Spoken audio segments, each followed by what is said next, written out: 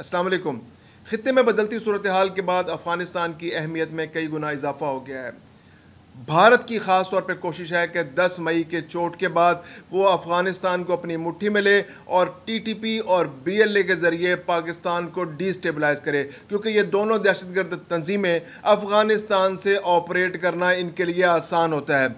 इसके अलावा चीन, अमेरिका और दीगर ममालिक भी अफ़गानिस्तान के साथ वर्किंग रिलेशनशिप कायम करना चाहते हैं, क्योंकि इस मौजूदा सूरत हाल के अंदर अफ़गानिस्तान एक अहम मुल्क के तौर पर उभर कर सामने आया है। दूसरी जानिब अफ़गानिस्तान के अंदर ये बहस जोर पकड़ रही है कि उसको पाकिस्तान के साथ अपने ताल्लुकात को आगे लेकर चलना है या भारत के साथ। कुछ ऐसे ग्रुप अफ़गानिस्तान में मौजूद हैं जो पाकिस्तान की दुश्मनी में भारत से दोस्ती बढ़ाना चाहते हैं, लेकिन वो ग्रुप आटे में नमक के बराबर हैं।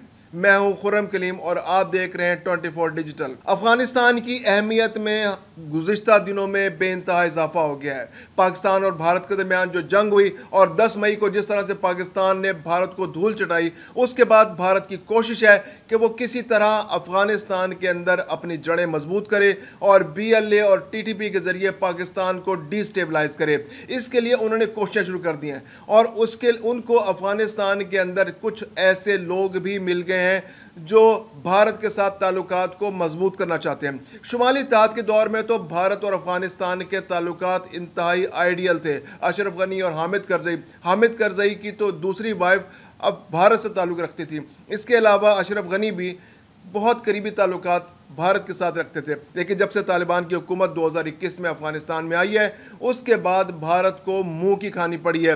अब गुज़िश्ता कुछ अरसे से पाकिस्तान और अफगानिस्तान के दरमियान टीटीपी को लेकर ताल्लुकात कशीदा हैं, तो भारत ने ऐसे में कोशिश की है कि वो पाकिस्तान के ख़िलाफ़ अफगानिस्तान को मुट्ठी में ले और अफगानिस्तान को इस्तेमाल करके पाकिस्तान को डिस्टेबलाइज करे। गुज़िश्ता दिनों भारत के एक सरकारी एहलकार आनंद प्रकाश भी अफ़गानिस्तान के दौरे पर गए थे और उन्होंने वहाँ पर अफ़गानिस्तान के तालिबान हुकूमत को बहुत सी ऐसी सहूलतें देने की पेशकश की, क्योंकि अफ़गानिस्तान एक लैंड लॉक्ड कंट्री है और उसकी तजारत जो है पड़ोसी मुल्कों पर इन्हिसार है। पाकिस्तान से अफ़गान ट्रांजिट ट्रेड के ज़रिए उसको अफ़गानिस्तान अपने मुल्क में चीज़ें मंगवानी होती हैं। इसके अलावा पाकिस्तान का रास्ता इस्तेमाल करके भारत जो है बहुत सारा सामान अफ़गानिस्तान भिजवाता है। जब हालात पाकिस्तान अफ़गानिस्तान बहुत कशीदा थे, उस वक़्त भी इंसानी हमदर्दी की बुनियाद पर पाकिस्तान ने कभी भी उस तजारत को नहीं रोका था। यानी कुछ ट्रक जो थे वो इंडिया से आते थे, वो सील्ड ट्रक होते थे, वो पाकिस्तान से गुजर कर अफ़गानिस्तान जाते थे और फिर वहाँ पर उनकी सील ख़त्म की जाती थी, यानी पाकिस्तान के अंदर कोई सामान उसका नहीं उतारा जाता था।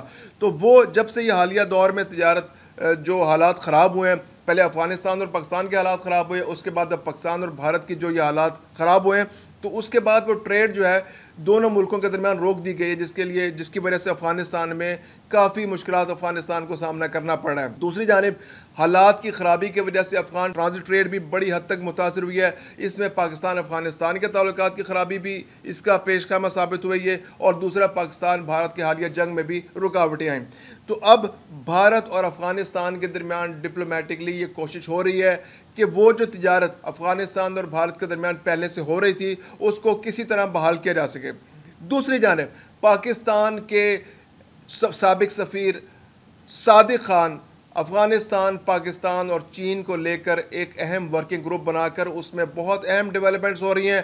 पाकिस्तान अपने मफादात का तहफ़्फ़ुज़ करने के लिए हर मुमकिन कोशिश कर रहा है। पाकिस्तान और चीन मिल के अफ़गानिस्तान को फैसिलिटेट कर रहे हैं और जितनी इंपॉर्टेंस पाकिस्तान और चीन के ज़रिए अफ़गानिस्तान को मिलेगी, उतना ही उसको अच्छा रिस्पॉन्स आलमी बरादरी की जानिब से मिलेगा, क्योंकि अमेरिका दहशतगर्दी के ख़िलाफ़ जंग में इस खित्ते में मौजूद रहा और यहाँ से चला गया। इसके बावजूद अफ़गानिस्तान को आलमी सतह पर वो रिस्पॉन्स नहीं मिल सका।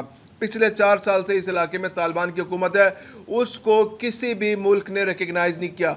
अगरचे पाकिस्तान, अमेरिका, चीन, तुर्की, भारत और बहुत से अहम ममालिक जो हैं वो अफ़गानिस्तान के साथ ट्रेड कर रहे हैं, लेकिन इसके बावजूद उसको रिकग्निशन नहीं मिल सकी।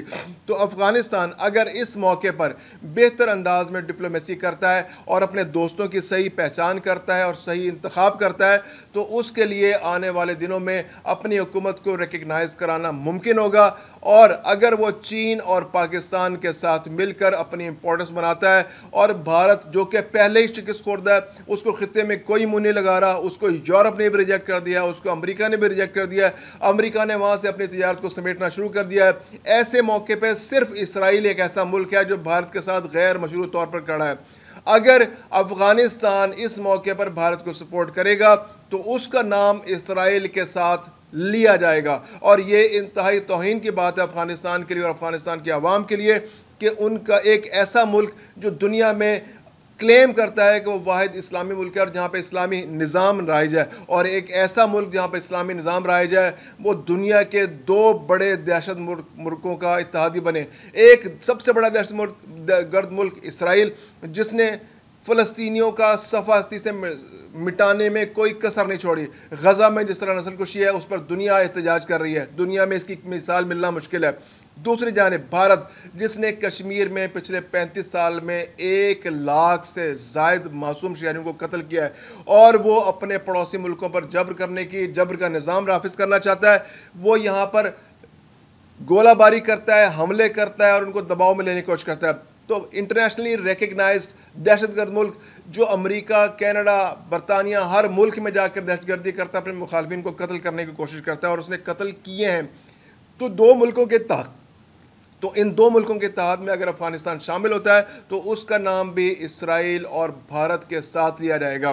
तो इस वक्त अफगानिस्तान के सामने सूरत हाल बिल्कुल क्लियर है, या तो उसको पाकिस्तान और चीन के साथ चलना है या उसको भारत और इसराइल का इत्तेहादी बनना है। अगर भारत और इसराइल का इत्तेहादी बनेगा तो उसको आलमी बरादरी में शायद वो तायद ना मिल सके, लेकिन अगर वो हकीकी मानों में अपने जो जेन्युइन और ओरिजिनल इत्तेहादियों के साथ मिलता है तो उसको ताकत मिलेगी, उसके अमन व अमान कायम होगा। और आने वाले दिनों में तवक्को की जा रही है कि सादिक खान के सरबराही में जो पाकिस्तान के दरमियान सफारती कोशिशें हो रही हैं उससे जल्द पाकिस्तान और अफगानिस्तान TTP के मसले पर किसी नतीजे पर पहुंच जाएंगे।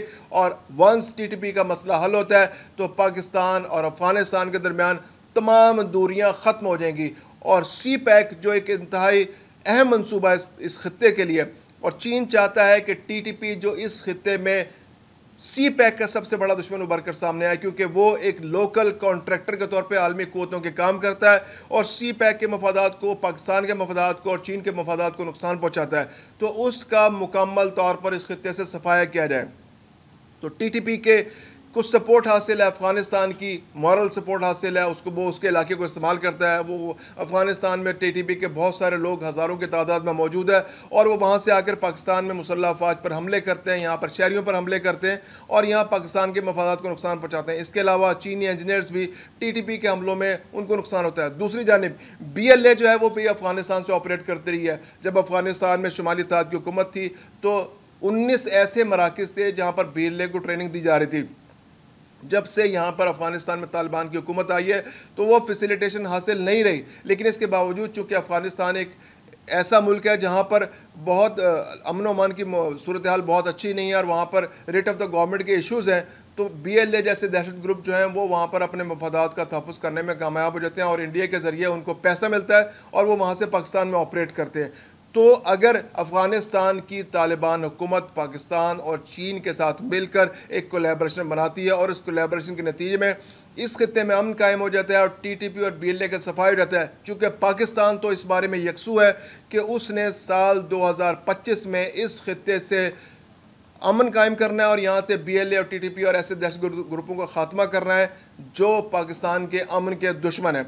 तो अगर ये कोशिश कामयाब हो जाती है और अफ़गानिस्तान भी इसमें शामिल हो जाता है तो अफ़गानिस्तान एक बहुत बड़े बेनिफिशरी के तौर पर सामने आएगा, क्योंकि उसको फिर पाकिस्तान के साथ साथ चीन, तुर्की, अज़रबैजान और ख़ित्ते के दूसरे ममालिक की भी मदद हासिल होगी और वो आगे बढ़ सकेगा। और फिर अगर ये मुल्क इसको रिकग्नाइज़ करते हैं तो बहुत बड़े पैमाने पर बाकी इस्लामी ममालिक और दुनिया की दूसरी क़ुव्वतें, क्योंकि अमेरिका का भी इस खत्ते में इंटरेस्ट है और अमेरिका बगराम एयरपोर्ट पर उसकी राल टपक रही है एयरबेस पर और वो इस खत्ते में वापस आना चाहता है। तो अगर अफ़गानिस्तान इस वक्त बहुत सेंसिबली बिहेव करता है और इंडिया की गोद में बैठने के बजाय अपने मफादात का तहफ़्फ़ुज़ करता है और ख़ित्ते के बाकी मुल्कों के साथ कोलैबोरेशन बनाता है, तो वो रिकग्नाइज्ड हो सकता है और उसकी हुकूमत को आलमी क़ुव्वतें रिकग्नाइज़ कर सकती हैं। मैं हूँ खुर्रम कलीम और आप देख रहे हैं 24 डिजिटल।